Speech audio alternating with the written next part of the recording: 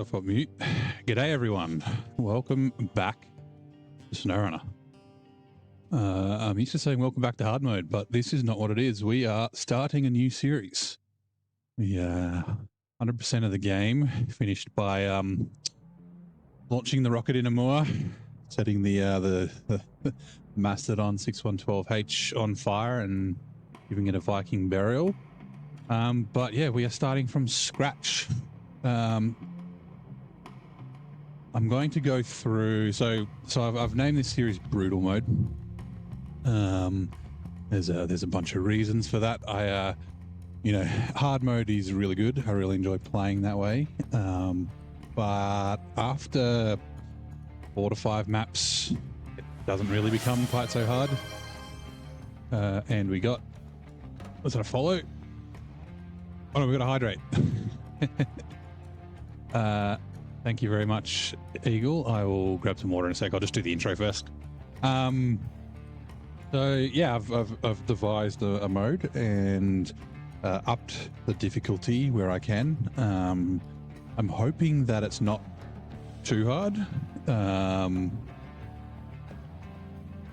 I think I'm hoping that I've got the difficulty right and kept the balance right. So maybe one day we'll do a nightmare mode playthrough and put everything up to max.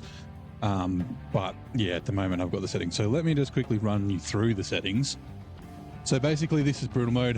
The game rules are hard mode rules, but these are the changes that we've made. So the truck selling price is sell at 30%. The trailer selling price is also at 30%. And I'll explain why the trailer selling price is there, which is not in hard mode, shortly. Fuel pricing is 4 times normal.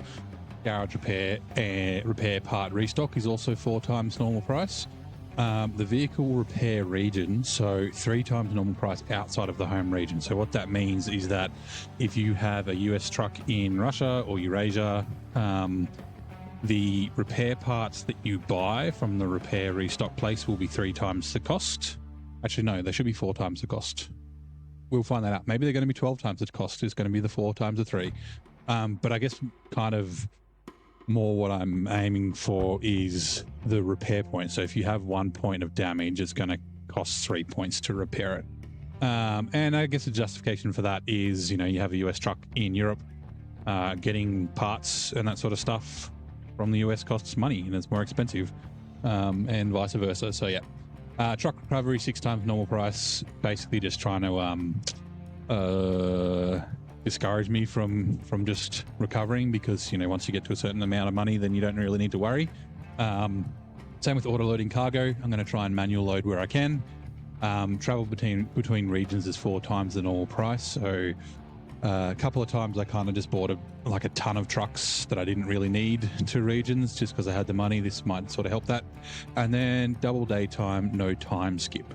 I don't think anyone noticed this, but I actually modified the files in the last hard mode playthrough about halfway through playing, so like 6 or 7 maps in, to be double daytime with no time skip. I don't think the nighttime necessarily adds difficulty. It does add a bit of frustration, but it does make it worse for the stream, right? It's harder for you guys to see. So having the double daytime, means we don't miss out on night. It's still the same length. It's just, yeah. And then, so on top of the rules, we also have house rules. So this time I'm going to play in order. Last time I jumped around. We're going to play in order. We're going to 100% before we move on. There's no add-ons or ties that would normally be level locked. So I've got the jetpack, which means I could technically put muds onto our scouts and other trucks immediately. We're not going to do that. We're going to wait till we get to the level.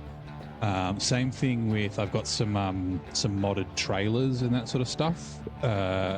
If they were, trailers and add-ons, if they would be locked normally, then yeah, we can't use them until we get up to the right level. Big one is no overloading.